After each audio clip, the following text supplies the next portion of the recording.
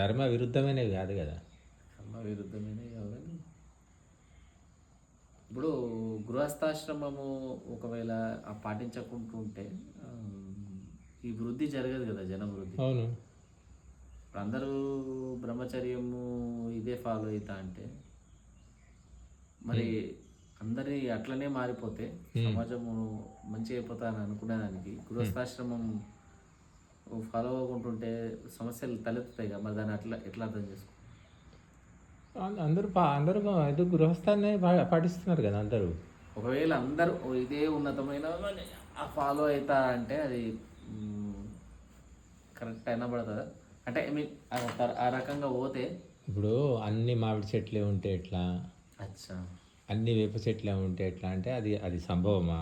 కాదు, సంభవం కానీ దాని గురించి ఆలోచించడం. అచ్చా ఇది కూడా అంతే. ఇక ఇది సమాజంలో ఏదో ఒక పార్ట్ అట్లా ఉంటుంది. ఇక అత్యంత పరిపూర్ణులైనటువంటి నిపుణులైనటువంటి ఏమంటారు అనుభవజ్ఞులైనటువంటి టీచర్లను తీసుకొచ్చి మీరు పాఠాలు చెప్పినప్పటికీ కూడా అందరూ ఫస్ట్ క్లాస్ రారు, తెలుసు కదా. ఇదే అంతే.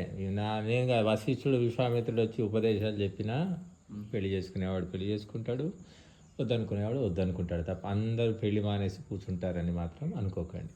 ఇది ప్రకృతి విరుద్ధం. ఎందుకంటే ఇక్కడ సత్వ రజస్తమో గుణాలతో నడుస్తుంది, ఇది ఒకటే దాంతో నడవట్లేదు ప్రపంచం. సత్వము రజస్సు తమస్సు, ఎలక్ట్రాన్ ప్రోటాన్ న్యూట్రాన్ 3 ఉన్నాయి, ఒకటే లేదు. అది దృష్టిలో పెట్టుకోవాలి. కాబట్టి మనం ఎంత నెత్తి నోరు కొట్టుకొని చెప్పినా వినేవాడు వింటాడు, విననివాడు వినడు. ఇప్పుడు సూర్యుడి దగ్గర దాకా తీసుకెళ్ళినప్పుడు ఆ ఓం అనే ఓంకార శబ్దము మొన్న మధ్యలో వైరల్ అయింది కదా స్వామి. అది ఫేక్ వీడియో అన్నారు కదా. ఫేక్ వీడియోనా? ఓంకారం అనేది బయటికి వినిపించేది కాదు, అది అది అంతర్గత నాదం. అంటే మనం కళ్ళు మూసుకొని లోపలనే చేసుకోవచ్చు ఓం అని, బయట కంటే దాని ఒక ఫలితం వేరు ఉంటుంది. బయట వేరు లోపలి వేరు. ఇప్పుడు 3 రకాలని చెప్పారు. ఉచ్చరించాలా? వాచిక జపము, మానసిక జపము, ఉపాంశు జపము. మానసిక జపం గొప్పది అని ఫస్టే మానసికంగా చేయలేదు కాబట్టి మొదలు వాచికం. వాచికం అంటే బయటికి ఓ ఇలా బయటికి అనడం, ఇలా బయటికి అనడం. తర్వాత అలవాటైన తర్వాత మనసులో పెదవులతో అనడం, అంటే ఇలా పెదాలు కదులుతాయి తప్ప మంత్రంగా శబ్దం వినబడుతుంది. ఆ తర్వాత అంతర్ముఖంగా మానసంలో చేయడం జపం. కొంతమంది మొట్టమొదలే మానసికంగా చేయగలిగితే చేయొచ్చు, కొందరు చేయలేరు, అందరూ కూడా. ఇట్లా పరమాత్మ యొక్క అనుభూతి పొందచ్చా స్వామి? అత్యంత అంటే ఇప్పుడు మొత్తం పీక్ స్టేజ్ అంత దాకా అంటే చేసిన వాళ్ళు అనుభూతి పొందడము అంటే సంస్కారాన్ని బట్టి తొందరగా పొందొచ్చు. సంస్కారం లేని వాళ్ళు ఆ సంస్కారాన్ని పెంపొందించుకోవడానికి సమయం పడుతుంది కాబట్టి ఆలస్యం కావచ్చు. ఇప్పుడు కన్నా ఒక బిడ్డను కని తల్లి అనుభూతి పొందుతుంది, ఇంకొక తల్లి బిడ్డలు కనకపోయినా ఆమె అనుభూతి పొందుతుంది.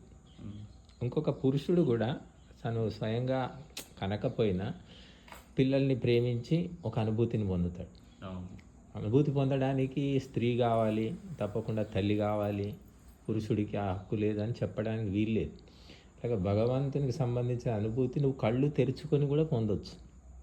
ఎప్పుడు పొందొచ్చు అంటే నీకు ఆ సంస్కారము, ఆ సూక్ష్మ దృష్టి ఉన్నప్పుడు అణువణువున అడుగడుగున భగవంతుని నువ్వు దర్శిస్తావు, భగవంతుని యొక్క కళను దర్శిస్తావు, భగవంతుని యొక్క శక్తిని దర్శిస్తావు. ఆ రకమైన ఆలోచన దృష్టి ఉన్నప్పుడు. లేదు కాబట్టి ఆ దృష్టిని పెంపొందించుకోవడానికి ఇదంతా. ఇప్పుడు చెట్లను చూసినా, జలపాతాలు చూసినా, కొండలు చూసినా నీకు ఎవరు గుర్తుకు రావాలి? మీ తాత ముత్తాతలు అయితే గుర్తుకు వస్తారా? ఆ కొండను పెట్టింది ఎవరు చెప్పండి? ఆ జలపాతాన్ని అక్కడ స్థాపించింది ఎవరు అనేది నీకు ఆలోచన ఆ రకంగా వస్తే నువ్వు కళ్ళు తెరుచుకొని కూడా భగవంతుని అనుభూతి పొందొచ్చు కదా. మరి దానికి ఇవన్నీ సాధనాలు ఎందుకు? ఈ సాధనాలు పొందడం ద్వారా ఇవన్నీ బుద్ధిశుద్ధి అయిన కొద్దీ నీకు అనుభూతి కలుగుతుంది. బుద్ధిశుద్ధి లేనప్పుడు ఏమో అనుభూతి పొందుతావు? పంచభక్ష పరమాణాలు పెట్టినా నీ నాలుక రుచిగా ఉన్నప్పుడు అది రుచి తెలియదు నీకు, రుచి లేదు ఏం లేదంటావు. మరి రుచి అనేది నాలుక ఆ రుచి పోయినప్పుడు కదా రుచిని తెలుసుకునేది. ఇప్పుడు సైన్స్ కూడా ఏదైతే ప్రపంచంలో ఉన్న భగవంతుడి యొక్క శక్తిని రకరకాల సిద్ధాంతాల ద్వారా అర్థం చేసుకుంటా రకరకాలుగా వాటికి ఒక పేర్లు పెట్టుకుంటా విశ్వ గురుత్వ నియమాలు, గురుత్వాకర్షణ శక్తి, శక్తి నిత్యత్వ సూత్రము. భూమి యొక్క ఆకర్షణ శక్తి వేరు, అట్లనే విశ్వంలో ఉండే సూర్యుడికి మధ్యలో ఉండే విశ్వ గురుత్వ నియమాలు వేరు. ఇవన్నిటిని సైన్స్ అర్థం చేసుకుంటుంది కదా. ఆ ఫోర్సెసే భగవంతుడా. ఇప్పుడు సూత్రాలు నియమాలు సైన్స్ తెలుసుకుంటుంది, కానీ ఆ సూత్రాలు నియమాలు ఎవరు కల్పించారు, ఎందువల్ల ఈ సూత్రాలు నిశ్చలంగా శాశ్వతంగా నడుస్తున్నాయి విశ్వమంతటా అని ఆ మూల శక్తిని వాళ్ళు గుర్తించడం లేదు. అందుకే శాస్త్రవేత్తలు చాలా మటుకు అంటే ఇంకా సైన్స్ ఫ్యూచర్లో ప్రకృతి తనకు తానే చేసుకుంటుంది అని చెప్తున్నారు వాళ్ళు. అగ్ని ఎందుకు మండుతుంది అంటే అగ్ని కాబట్టి మండుతుంది అంటున్నారు వాళ్ళు. కానీ అగ్ని, వాయువు, ఈ పంచభూతాలకు ఆయా గుణధర్మాలను భగవంతుడు కల్పించి వాటి గుణధర్మాలను కాపాడుతూ ఈ ప్రపంచాన్ని నడిపిస్తుంది. ఇప్పుడు సైన్స్ ఎప్పటికి కూడా బాగుంటుంది తెలుసుకోలేదా? ఒకవేళ ఇంకా ఇట్లా అంటే సైంటిస్టులు అందరూ నాస్తికులు లేరు కదా. సైంటిస్టులు చాలామంది పరమాత్మ ఉన్నాడు, ఒక దివ్య శక్తి నడిపిస్తుందని నమ్మారు కదా. నమ్మిన వాళ్ళు కూడా ఉన్నారు. అది వాళ్ళ సంస్కారం. అది నమ్మడం నమ్మకపోవడం అనేది సంస్కారాన్ని బట్టి. మీరు కని పెంచి పెద్ద చేసి చదువులు చెప్పి విద్యాబుద్ధులు నేర్పి పెళ్లి చేసినంత మాత్రాన మీ పిల్లలు మిమ్మల్ని నమ్మి మిమ్మల్ని చక్కగా చూసుకుంటారని ఉందా అంటే సంస్కారాన్ని బట్టి ఉంటుంది అంతే. వాళ్ళ సంస్కారం ఉంటే మిమ్మల్ని చూసుకుంటారు, లేదంటే వదిలేసి వెళ్ళిపోతారు. ఇప్పుడు ఇంత సృష్టిని భగవంతుడు ఇచ్చి అన్ని రకాల సౌకర్యాలు కల్పిస్తే కూడా భగవంతుడు ఉన్నాడు అని నమ్మని వాళ్ళు తక్కువ, నమ్మిన వాళ్ళు తక్కువ, నమ్మని వాళ్ళు ఎక్కువ. మరి కొందరు సైంటిస్టులు నమ్ముతున్నారు, కొందరు సైంటిస్టులు నమ్ముతలేరు. వాళ్ళు విచక్షణ ఉన్న వాళ్ళు విచక్షణ నమ్మినంత మాత్రం నమ్మని వాళ్ళకు ఎట్లా, వాళ్ళు ఎందుకు నమ్మట్లేదు అంటారు. మరి ఇంత నమ్మని వాళ్ళకు వాళ్ళ కారణాలు వాళ్ళకు ఉంటాయి, అంతేనా? వాళ్ళ కారణాలు వాళ్ళకు ఉంటాయి. కారణాలు ఉన్నా లేకపోయినా మీరు చెప్పినా, మీరు ఎన్ని ఉదాహరణలు చూపించినా నమ్మేటటువంటి సంస్కారం వాళ్ళకు ఉండదు. ఏం చేస్తారు? ఏం చేయలేదు. ఇప్పుడు తల్లిదండ్రిని వృద్ధాశ్రమాల్లో చేర్పించే కొడుకులు కూతుళ్ళు అందరూ కూడా వాళ్ళ నుంచి ఉపకారం పొందిన వాళ్ళే. మరి పొందిన వాళ్ళైతే ఎందుకు అట్లా చేస్తున్నారంటే వాళ్ళ చేయమని వాళ్ళ తల్లిదండ్రులు నేర్పించారా? చెప్పలేదు. మరి ఎందుకు అలా చేస్తున్నారు? కారణం ఏంటి? వాళ్ళ యొక్క విలువలు లేవు వాళ్ళకు, అంతే. సంస్కార దోషం, బుద్ధి దోషం ఏదైనా కావచ్చు, లేదా ఏదో ఒకటి అంటే లౌకిక లాభం, ఏదో అంతకు మించిన లాభం ఏదో వాళ్ళకు దొరుకుతుందని వదిలిపెట్టుకోవడం, లేదా ఈ బాద్రబంది మాకెందుకు అనుకోవడం, ఏదైనా ఉండొచ్చు. అలా భగవంతుడిని తప్పకుండా నమ్మి తీరాలి అని చెప్పట్లేదు. నమ్మితే కలిగే లాభం వేరు, నమ్మకుంటే కలిగే నష్టం కూడా ఉంటుంది. దేని లాభ నష్టాలు దానికి ఉంటాయి. స్టీఫెన్ హాకింగ్ అదే నమ్మడు, అతను సైంటిస్ట్. స్టీఫెన్ హాకింగ్ చనిపోయాడు కదా. ఒళ్ళంతా చచ్చుబడిపోయినప్పటికీ ఆయన నమ్మలేదు. కాకపోతే ప్రకృతి నియమాలు, సూత్రాలు నమ్మినా నమ్మకపోయినా ఎవరైనా వాళ్ళు చెప్పవలసిందే. అవి ఉన్నవి, వాటిని అయితే ఎవరు మార్చలేరు కదా. కనుక్కుంటున్నావు తప్ప వాటిని కల్పించడం లేదు కదా. కల్పించలేవు. ఆ సూత్రాలను, విశ్వ సూత్రాలను నువ్వు నాశనం చేయలేవు కూడా. భూమి గుండ్రంగా తిరుగుతుంది, గుండ్రంగా ఎందుకు తిరుగుతుంది, నేను అడ్డంగా తిరుపుతాను అని నేను చేయగలుగుతావా? అట్లయితే మొత్తం కొలాప్స్ అయిపోతుంది. చెయ్యలేము. ఆ శక్తి సామర్థ్యాలు లేవు. ఇప్పుడు వాయువు అంతటా సంచరిస్తుంది. వాయువు నేను ఆపేస్తా, యంత్రాలు పెట్టి ఆపేస్తా అంటే ఎన్ని యంత్రాలు కావాలి, ఎట్లా ఆపుతావు, దానివల్ల వచ్చే ప్రయోజనం ఏంటి? పోని బట్టి సంస్కారం అన్నిటికంటే ముఖ్యమైనటువంటిది. సంస్కారం, అందుకే దైవిక సంస్కారాలు పెంపొందించుకోవడానికి నిత్యము ధ్యానము, భజన, అగ్నిహోత్రము ఇటువంటివన్నీ చేయమని చెప్పారు. ఇవి దైవిక కర్మలు. వీటికి ఫలితము అప్పటికప్పుడు కనిపించదు. అవి మనసులో సంస్కార రూపంలో ప్రభావం పడుతుందన్నమాట చేస్తూ ఉంటే. సో ఎంతసేపు ధ్యానిస్తే, లేకుంటే ఓంకార మంత్రాన్ని జపిస్తే రోజుకు మినిమం అనేది అవసరం అనేది ఉందా? మన మినిమము అంటే ఇప్పుడు మనిషి శ్రద్ధాశక్తులను బట్టి, ఇప్పుడు కొత్తలో అసలు వాడికి ఇంట్రెస్టే లేదు, మనం ఏదో చెప్పితే వాడికి ఏదో కొద్దిగా నమ్మకం కలిగి 10 నిమిషాలు కూర్చోగలుగుతాడు. అలా క్రమక్రమంగా ఇప్పుడు మొదలే మనం స్కూల్లో పిల్లలకు ఆలు ABCDలు నేర్పుతాం కదా. అది 1 సంవత్సరం అంతా అదే నేర్పుతున్నారు కదా. ఏది LKG ఏదో పేరు పెట్టి సంవత్సరం నేర్పాల్సిన అవసరం ఏముంది? భౌతిక విద్యనే కదా. మరి భౌతికం కంటే సూక్ష్మమైనది ఆధ్యాత్మిక విద్య అయినప్పుడు అది ఇంకెంత. ఇప్పుడు ఓం అనేది పెద్ద కష్టమైన పదం ఏం కాదు, ఒక మూగవాడు కూడా పలకగలుగుతాడు. అని ఆ ఓం పలకడంతో సరిపోదు కదా, కూర్చొని శ్రద్ధాసక్తులతో పలకాలి. ఆ శ్రద్ధాసక్తులు కుదరాలి అంటే ఏళ్ళు పట్టొచ్చు ఒక్కొక్క వ్యక్తికి. చేస్తే చేస్తే ఏళ్ళు పడతాయి, చేయకుంటే అవసరమే లేదు. ఇంకా ఆ శ్రద్ధాసక్తులను ఎవరు కల్పించగలుగుతాము? ఎవరం కల్పించలేము, చెప్తాం అంతవరకే. అదే అందుకోసమే మనిషిని బట్టి ఆ ఆ ఉపాసన అనే ఫలితం అనేది మారుతుంది. కొందరు తొందరగా ఫలితాన్ని పొందవచ్చు, కొందరు ఈ జన్మలో పొందలేకపోవచ్చు కూడా. 10వ తరగతి 10 సార్లు చదివి ఫెయిల్ అయిన వాళ్ళు ఉన్నారు, 10వ తరగతి ఒకసారికి పాస్ అయిన వాళ్ళు ఉన్నారు కదా.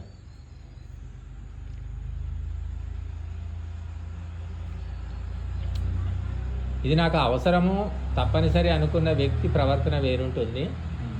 ఇంకా ఏదో లేదు చెప్పారు మంచిది కావచ్చు చూద్దాము అన్నట్టు ఏదో వీలు కలిగినప్పుడు ఏదో కూర్చొని కాస్త ధ్యానం చేసే వాళ్ళ పద్ధతి వేరుంటుంది. పాట పాడే వాళ్ళందరూ ఘటసాల కాలేరు కదా, కాలేరు. గద్దర్లు కూడా ఉంటారు. గద్దర్ పాట ఘంటసాల పాడలేడు, ఘంటసాల పాడిన పాటను గద్దర్ పాడలేడు. కానీ పాట అని అంటున్నాం కదా. దాని అభిమానులు దానికి ఉన్నారు, దీని అభిమానులు దీనికి ఉన్నారు. భగవంతుని ఉపాసన అనేది మనకు చెప్పట్లేదు, నేర్పట్లేదు కాబట్టి మనస్సు ఒక రకంగా తయారైంది. దాన్ని మళ్ళీ ఒక దారికి తెచ్చుకోవడానికి సమయం పడుతుంది. ఇప్పుడు ఇంద్రియాలకు మనస్సుకు బుద్ధికి కొద్దిగా వివరిస్తారా? ఇంద్రియాలు మనస్సు బుద్ధి అంటారు కదా. అంతఃకరణము అని పేరు దేనికి, దేనితోటి మనము ఈ అన్ని వ్యవహారాలు చేస్తున్నామో దానికి అంతఃకరణము అని పేరు. అంతఃకరణం యొక్క 4 పనులు ఏంటంటే మనస్సు, బుద్ధి, చిత్తము, అహంకారం. ఇవి 4 పనులు చేస్తాయి కాబట్టి 4 పేర్లు అంతఃకరణానికి పెట్టారు. మన మనస్సు వేరు, చిత్తం వేరు, బుద్ధి వేరు, అహంకారం వేరు అని మనం అనుకుంటాం. ఆ 4 ఒకటే. ఇప్పుడు నీళ్ళే ఉన్నాయి, నీళ్ళను వేడి చేస్తే ఆవిరైతుంది, చల్లబరిస్తే మంచు అవుతుంది. 3 రూపాయలు ఉన్నాయి కదా నీటికి, 3 నీరే కదా.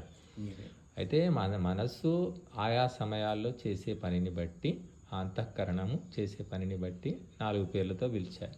ఇప్పుడు మీరున్నారు, ఇంట్లో ఉంటేనేమో మీ ఆవిడకు భర్త, పాపకు తండ్రి, అక్కడ డ్యూటీకి వెళ్తే పోలీసు, మీ అమ్మకు కొడుకు. 4 పనులు చేస్తున్నారు కదా. 4 వేరా? 4 చేసేది ఒక్కరే కదా. అలాగా అంతఃకరణమే అన్నీ చేస్తుంది.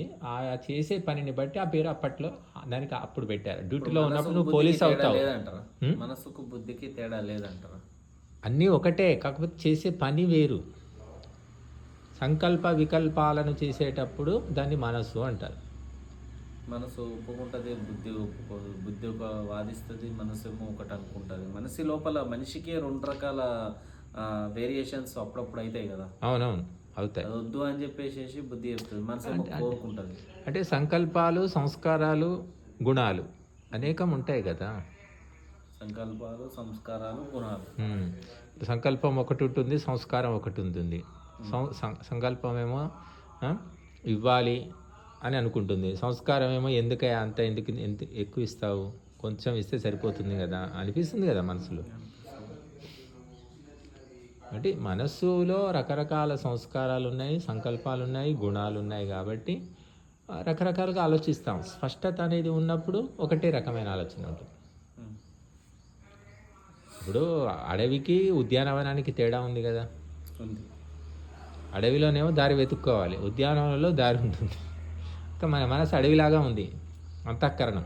దాన్ని చక్కదిద్దుకుంటే ఉద్యానవనంలాగా అవుతుంది, చక్కగా తిరగవచ్చు. అంటే తక్షణమే సంకల్పిస్తాము, చేస్తాం. పరిష్కృతం కావాలన్నమాట మనస్సు. అపరిష్కృతంగా ఉంది. ఇల్లు ఊడ్చుకుంటే శుద్ధంగా ఉంటుంది, నువ్వు ఎక్కడైనా కూర్చోవచ్చు. ఇల్లు ఊడ్చుకోకపోతే కూర్చోలేము. అట్లా మన మనసును శుద్ధి చేసుకోవడం మొదలు పెడితే అప్పుడు ఏంటి లోపల ఏం జరుగుతుంది అనేది మనకు అర్థమవుతుంది. అసలు శుద్ధి చేసుకునే ప్రక్రియ ఆగిపోయింది కదా. ఎప్పుడు చూసినా విగ్రహాలు కడగడము, తుడవడము, బొట్లు పెట్టడము, ఇదే పని సరిపోతుంది తప్ప మానసిక చిత్తేకాగ్రత వస్తుంది కదా వాటి ద్వారా. వేడి ద్వారా వాటి ద్వారా మనం అక్కడ భగవంతుని మీద మన శ్రద్ధతో మొక్కుతాం కాబట్టి అక్కడ మనసు అనేది ఒక శాంతం పొందుతుంది. ఏం శాంతం ఏం లేదే, ఆ విగ్రహం కూలగొడితే పగలగొడితే నువ్వు ఉద్రేకంతో ఊగిపోతున్నావు కదా. అవును, మళ్ళా ఎందుకు ఉండాలి కదా, ఊగిపోతున్నావు? ఉండాలి కదా. శాంతం వచ్చింది అంటున్నావు కదా విగ్రహాలు పూజ చేసి. ఆరాధించే ఇప్పుడు తల్లిదండ్రుల్ని ఎవరన్నా అంటే మనకి ఎట్లా ఎందుకు రాదు? అట్లనే వాళ్ళు ప్రతీకలు. తల్లిదండ్రుల్ని లోపల ఆత్మను కొడుతుండని మనం అనుకోలేం కదా. తల్లిదండ్రులు నువ్వు చూస్తున్నావు, విగ్రహాన్ని నువ్వు చూస్తున్నావు, నువ్వు అది కదులుతుందా? లోపల ఉన్నది అని చెప్పేసి విగ్రహం పెట్టమని భగవంతుడు చెప్పలేదు కదా నీకు. ఇప్పుడు తల్లిదండ్రులు చెప్పని పని చేసి నువ్వు ఎట్లా చేస్తే నీ తల్లిదండ్రులు మెచ్చరో, భగవంతుడు చెప్పని పని విగ్రహాలు పెట్టుకోమని చెప్పట్లేదు. వేదాలు ఉపనిషత్తులు ఎక్కడ లేదు, ఉందా? పని భగవద్గీతలో ఉందా? పోనీ మీరు పొద్దున్న లేస్తే భగవద్గీత చదువుతున్నారు, ఎక్కడైనా చూపించండి ఒక పదము ఒక వాక్యము విగ్రహాలు పెట్టి పూజ చేస్తే మోక్షం వస్తుంది అని చూపించు నాకు. అంటే ఏ రూపంలో పూజించినా నేను స్వీకరిస్తా అని భగవంతుడు అన్నాడు. నువ్వు నన్ను ఏ రూపంలో మనస్సు పెట్టి పూజిస్తే నేను స్వీకరిస్తా అని అన్నప్పుడు ఎందుకు అర్థం చేసుకోదా రకంగా? మరి ఏ రూపంలోనైనా పూజిస్తే స్వీకరిస్తా అన్నప్పుడు నువ్వు యోగం చెయ్యి, అష్టాంగ యోగం చెయ్యి, అభయం సత్వ సంశుద్ధి జ్ఞాన యోగ వ్యవస్థ. మళ్ళీ అదే భగవద్గీతలో సత్వగుణం రజోగుణం తమోగుణం ఏంటో కూడా చెప్పాడు కదా. చెప్పాడు. మరి నువ్వు ఫస్ట్ క్లాస్లో ఉంటావా, సెకండ్ క్లాసా, థర్డ్ క్లాసా? నువ్వు ఏది ఇష్టం? ఎక్కడికి పోవాలి మనం అసలు? క్లాస్ అప్గ్రేడ్ కావాల్సిందే కానీ అది తక్కువ. ఎప్పుడవుతావు అప్గ్రేడ్? ఇప్పుడు విగ్రహాలు పూజ చేస్తున్నావు, ఇంక 20 ఏళ్ళ తర్వాత కూడా అదే విగ్రహాలు ఉంటాయి, చచ్చేటప్పుడు కూడా విగ్రహాలే పూజ చేస్తావు. నువ్వు అప్గ్రేడ్ అయిపోయినట్టు. మీరు మీ సంగతి పక్కన పెట్టండి. మఠాధిపతులు పీఠాధిపతులు శంకరాచార్యులు కూడా అవే విగ్రహాలు పట్టుకున్నారు కదా. ఎవరిది ఏ క్లాస్? ఎక్కడ అప్గ్రేడ్ అయ్యారు? ఏళ్ల తరబడి శాస్త్రాలు చదివేది లేదు. అప్గ్రేడ్ అయ్యారు కానీ మనలాంటి వాళ్ళ కోసం ఇచ్చారు కదా. అది మీలాంటి వాళ్ళకి ఇవ్వడం వేరు, వాళ్ళే చేస్తున్నారు కదా. పొద్దున్న లేస్తే అనుష్ఠానం అని చెప్పేసి అవే విగ్రహాలు పట్టుకొని తోముకుంటున్నారు, బొట్లు పెట్టుకుంటున్నారు, పూజలు చేస్తున్నారు కదా. ఇప్పుడు 5వ తరగతి పాఠం చెప్పడానికి టీచర్ ట్రైనింగ్ అయిన వ్యక్తి వస్తాడు అని మన ఇంట్లోకి వెళ్ళి 5వ తరగతి పాఠం ఫాలో కాడు కదా. వీళ్ళు అదే ఫాలో అవుతున్నారు కదా అంటున్నాను నేను. అప్గ్రేడ్ ఎక్కడయ్యారు అంటే ఏంటంటే శాస్త్రాలను పక్కన పెట్టేసి డిమాండ్ని బట్టి పోతున్నారు. డిమాండ్ని బట్టి పోయినప్పుడు మార్పు అనేది ఉండదు. ఇంకా ప్రజలు ఇష్టపడుతున్నారు, పిల్లలు ఇష్టపడుతున్నారు కాబట్టి వాళ్ళ కోసం చేసినప్పుడు ఏమవుతుంది? పిల్లల స్థాయి అన్నట్టు. ఒకటి మానసిక స్థాయిని, ఆత్మిక స్థాయిని పెంచుకోకపోవడం వల్ల విగ్రహాలు పెంచుకుంటూ 100 అడుగులు 1000 అడుగులు 1000 అడుగులు లేదేమో కానీ 100-150 అడుగుల విగ్రహాలు కూడా పెట్టుకున్నారు కదా. పెట్టుకుంటే భక్తి ఎక్కువ ఉన్నట్ట, తొందరగా మోక్షానికి పోతాడా? ఇవన్నీ జరుగుతూనే ఉన్నాయి కదా. మన దేశంలో బోలెడు హనుమంతుని విగ్రహాలు పెద్ద పెద్దవి పెట్టుకున్నారు. అంటే అంత ధైర్యం వచ్చినట్ట నీకు? హనుమంతుడికున్న ధైర్యంలో ఒక వంతైన ఉందా వాళ్ళకు? కాబట్టి విగ్రహాలను పెంచుకోవడము, వాటిని అలంకరించుకోవడం వల్ల నీవు ఒక రకమైన ఆత్మ వంచన చేసుకుంటున్నావు. హిపోక్రసీ అది. దానికి భగవంతునికి సంబంధం ఏముంది అసలు?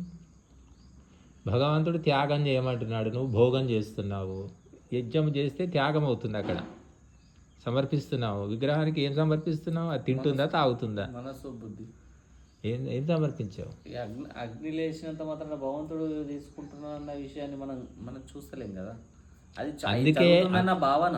అందుకేనండి వేదం చెప్పింది వినాలి అని చెప్తుంది వేదం. నేను వేదం చెప్పినట్టు వినను, నా సొంత తెలివితో ఆలోచిస్తాననే వ్యక్తులను వదిలిపెట్టింది వేదం. దాన్ని చేసుకో, దానికి ఫలితం భగవంతుడు ఇస్తాడు. వేదము ధర్మానికి ప్రమాణము. ఆ వేదం చెప్పింది నాకు అందడం లేదు, నాకు అర్థం కావట్లేదు అంటే ఆ స్థాయి పెరగడానికి ప్రయత్నం చేయి. నువ్వు ప్రయత్నం చేయకుండా అది వేదంలో చెప్పింది ఎప్పటిదో అవుట్డేటెడ్, నాకు ఇష్టం లేదు, నాకు నచ్చడం లేదు అంటే చేసుకో. నీకు నచ్చిందేదో చేసుకో, దాని ఫలితం భగవంతుడు ఇస్తాడు కదా. మరి 1000 ఏళ్ల నుంచి హిందువులు తన్నులు తింటున్నారు, విగ్రహాలు పగలగొడుతున్నారు, గుళ్ళు కూలగొడుతున్నారు, ఇప్పటికీ జరుగుతున్నాయి కదా. ప్రతిరోజు పేపర్లో చూస్తున్నాం. యజ్ఞం చేస్తే ఐక్యత ఎట్లా వస్తుంది? వాళ్ళు ఎట్లా, ఉదాహరణకు మనం యజ్ఞాలంతా చేసుకుంటూ కూర్చున్న వాటికి మొట్టమొదలు ఏముంటుంది? గజనీని ఎదిరిస్తుంటే మరి అసలు గజనీ పుట్టేవాడే కాదు. గజనీ ఎందుకు పుట్టాడు? ఒక ప్రతిచర్యకు వ్యతిరేక ప్రతిచర్య ఉంటుంది అనేది న్యూటన్స్ లాస్ ఆఫ్ మోషన్లో ఉంటుంది. అదే కదా. ఇప్పుడు నువ్వు ఒక వేద విరుద్ధమైన కర్మ చేసినప్పుడు ఫలితం అనుభవించాలి కదా. అనుభవించడానికి ప్రపంచంలో దాన్ని అనుభవింపజేయడానికి భగవంతుడు ఒక వ్యవస్థ తప్పకుండా పుడుతుందన్నమాట. విగ్రహాలు పెట్టుకొని మనం పూజ, వాటి ద్వారా వేద విరుద్ధంగా విగ్రహాలు పెట్టుకొని పూజలు చేయడం మొదలు పెట్టాక ఆ విగ్రహాలు పగలగొట్టడానికి ఒక వ్యవస్థ పుట్టింది. విదేశాల్లో పుట్టి మన దేశం మీదకి వచ్చి విగ్రహాలని పగలగొట్టారు. ఎందుకంటే వేద విరుద్ధమైన కర్మకు ఫలం రావాలి కదా. వాడు అది చేస్తే ఓకే మీరు అన్న ప్రకారం, కానీ దాని ద్వారా సామాన్య జనులు ఎంతో మందిని హింసించారు కదా. వాళ్ళే కదా ఇవన్నీ చేసింది. మరి చేసింది సామాన్య జనం అంటే వాళ్ళంతా ఇవన్నీ చేశారు కదా, సహకరించారు కదా వ్యవస్థ. వేదం ఆచరించకుంటే సామాన్యుడు మామూలుగా ఒక ఆదిమానవు లెక్క సామాన్యుడిని ఏమి హింసించలే వాళ్ళు. ముఖ్యంగా గుడి దగ్గరికి పోయినప్పుడు ఆ గుళ్ళల్లో ఉన్న పూజారులు, పురోహితులు, దాని కాపలా ఉన్నవాళ్ళు, వాళ్ళకి మధ్య జరిగింది. సామాన్యులందరినీ దారిలో వెళ్ళని ఎందుకు, వాళ్ళ దగ్గర ఏముందని దోచుకోవడానికి. ఎక్కడైతే ధనము కేంద్రీకృతమైందో అక్కడ దాడి చేశారు, అది గుర్తుపెట్టుకోండి. గుడిసెల మీద వాళ్ళేవాళ్ళు. ధనం ఎందుకు కేంద్రీకృతమైందంటే నువ్వు విగ్రహమే దేవుడు అనుకొని దాని బంగారము, వెండి, నవరత్నాలు అన్నీ పొదిగి కోట్లు కోట్లు జమ చేసి పెట్టారు. అక్కడ ఉపాసన అవుతుందా ఏమవుతుంది అక్కడ. కాబట్టి ఎక్కడ ధనం ఉంటుందో దొంగలు వస్తారు, అది సహజం. అది నువ్వు ఇంట్లో పెట్టుకున్నా వస్తారు, గుళ్ళో పెట్టినా వస్తారు. రేపు చర్చిలో కూడా ఈ రకంగా మొత్తం ధనమంతా కేంద్రీకృతం అయితే చర్చి మీద కూడా దాడి చేస్తారు. కానీ చర్చిలో అలా లేదు కదా. మసీదులో కూడా మీరు పోతే ఏం దొరకదు. దొరికేది ఇప్పటికైనా కూడా అంటే హిందువుల గుడులలోనే అన్ని రకాల ఐశ్వర్యాలు ఉన్నాయి కాబట్టి ఎప్పటికైనా ప్రమాదం హిందువులకే ఉంది. నువ్వు ఎందుకు అలా కేంద్రీకృతం చేస్తున్నావు? ఆ ధనంతో ధర్మకార్యాలు ఎందుకు చేయడం లేదు? వేద పాఠశాల పెట్టు, గోశాల పెట్టు, అగ్నిహోత్రం చేయి, మరి ఎంతోమంది ధర్మ ప్రచారకులను తయారు చేయి, వాళ్ళకు జీతాలు ఇవ్వు. ఎన్నో ధర్మకార్యాలు ఉన్నాయి కదా. సంస్కృత పాఠశాలలు నెలకొల్పు. అవన్నీ చేయకుండా ధనాన్ని ఎందుకు కేంద్రీకృతం చేస్తున్నారు? తిరుపతిలో కొన్ని కిలోల, ఎన్ని వందల వేల కిలోల బంగారం ఉంది తెలుసా? పద్మనాభం మందిరం ఉంది కదా, అనంత పద్మనాభ స్వామి, కేరళలో కొన్ని కోట్ల రూపాయలు ఉన్నాయి, పేరుకుపోయి ఉన్నాయి. ఇదంతా పాపం కాదా? ఇలా కూడబెట్టి పెట్టమని భగవద్గీత చెప్తుందా, వేదాలు చెప్తున్నాయా? చెప్పలేదు. మరి ధర్మం పేరు మీద, దైవం పేరు మీద ఇవన్నీ పిచ్చి పనులు చేస్తే ఫలితం తప్పకుండా ఉంటుంది. ఆ ఫలితమే అనుభవిస్తున్నాం మనం. 1000 ఏళ్ల నుంచి అనుభవించినా తెలుసుకోవడం లేదు. 1000 ఏళ్ళు అవుతుంది, ఎన్ని సంఘటనలు జరిగాయి, ఎంత మనం స్వాతంత్ర్యాన్ని కోల్పోయాం. కొన్ని 100 ఏళ్ళు విదేశీయులు పత్రం చేశారు. ఇప్పుడు ఏదో స్వాతంత్ర్యం వచ్చిందనుకుంటున్నాం. ఇప్పుడైనా ఏమైనా తెలివి వచ్చిందంటే ఏమీ లేదు. సరే, విగ్రహమే దేవుడు, పూజించుకోండి. మరి విగ్రహానికి అలంకారాలు, ఇన్ని కోట్ల రూపాయల ఆభరణాలు అవసరమా? అవి లేకుంటే నీ మనసు నిలవదా? చెప్పండి మీరు. ఒక తల్లికి పట్టుచీర కట్టుకొని ఒంటి నిండా నగలేసుకుంటేనే తల్లి అవుతుంది ఆమె. ఒక పేదరాలు నేత చీర కట్టుకుంటే ఆమె తల్లి అనద్దా? మరి అనడం లేదు కదా. హిందువులు అలా తయారైపోయారు కదా. ఇష్టం కొద్ది పెడితే తప్పేముందని, వాళ్ళు ఇష్టానుసారం మంచిగా అనిపించి పెట్టారు. సో అదే కొద్దిగా మీకు అది ఇష్టము, వాడు వచ్చి దోచుకుంటాడు, వాడికి అది ఇష్టము. వాడు దేవుని బిడ్డనే కదా. దేవుడి బిడ్డ దేవుడి దగ్గర నుంచి తీసుకొని పోతున్నాడని ఎందుకు అనుకోవట్లేదు పాజిటివ్గా? మరి అంటే ఎట్లా? కాబట్టి అసలు మనిషిని ఇప్పుడు ఒంటి నిండా బంగారం వేసుకొని అర్ధరాత్రి నేను ఊరేగుతానంటే నువ్వు సురక్షితంగా వస్తావా? గ్యారెంటీ ఉందా? చెప్పలేము. అది నువ్వు మామూలుగా వెళితేనే వచ్చేది కష్టం. కాబట్టి భగవంతుని నువ్వు ఉపాసించాలి అనుకుంటే భగవంతుడు ఎవరు, లక్షణాలు ఏమిటి, వేదశాస్త్రాలు ఏం చెప్తున్నాయి అవి తెలుసుకో. అవి తెలుసుకోకుండా నాకు ఇష్టం, నేను విగ్రహాలు పెట్టుకుంటా, ఇంకేదో చేసుకుంటా అంటే దానివల్ల నువ్వు ఆత్మోన్నతి అనేది ఎక్కడుంది అసలు? చెప్పండి. ఇప్పటికీ మనము ఇప్పుడు బీజేపీ గవర్నమెంట్ వచ్చింది, 10 ఏళ్ళు దాటిపోయింది. ఇంకా హిందువులు మాకు రక్షణ లేదు, మేము చాలా రకాలుగా అవస్థలు పడుతున్నాము అని చెప్పి మొత్తుకుంటున్నారు. సోషల్ మీడియా మొత్తం అదే గోలు ఉంటుంది. మీ ప్రభుత్వమే ఉంది, మొత్తం రాష్ట్రపతి హిందువే, ప్రధానమంత్రి హిందువే, ఉపరాష్ట్రపతి హిందువే, హోమ్ మినిస్టర్ హిందువే, అందరు హిందువులే 90%. మరి ఎందుకు ఇట్లా జరుగుతుంది అంటే వేదాన్ని ఎప్పటిదాకా తెలుసుకోమో అప్పటిదాకా దాన్ని ఆచరించమో ఇలా భయంతో బతకాల్సిందే.